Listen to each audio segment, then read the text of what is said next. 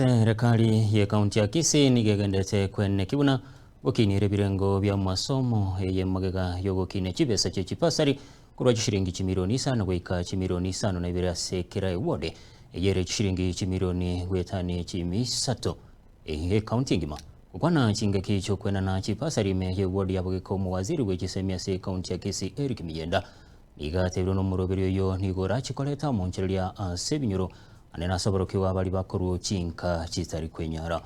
Waziri Miyenda nigatogire meroberi ya serikali ya kaunti ya Kisii egendete kobeka insi yoborabwa yo mugabana Paul Simbarati kati abo kwena na mabere asaborokiwa ba ECDE wagache birasi byekerero bya ECDE egati ya yandamange.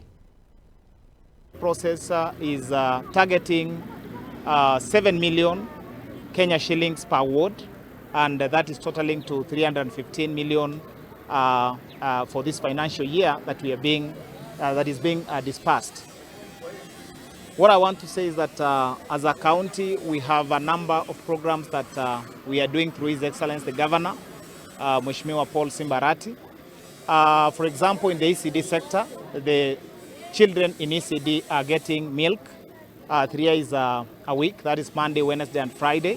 And it's a process that started last term and it's proceeding well this term. We have also started construction of modern ECD classes, 1 in each ward, and we are facelifting 2 in each ward. That makes 3 modern ECD classes that we are doing. And there are many ECD classes that are being constructed under ward-based, which are proposals from the members of County Assembly. I want to say that in the education sector, including the vocational training, the county government is putting a lot of emphasis. You see, now we are talking of milk that is around 300 million. We are talking of bursaries around 315 million.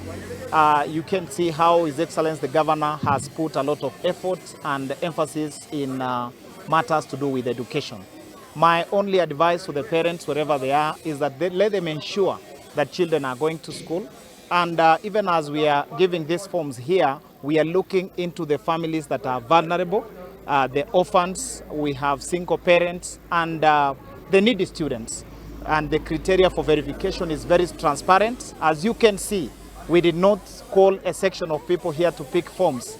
We announced it through media, and every parent who had a child in grade 10 has shown up here, and the forms have been given so that they can also be given money to go to school.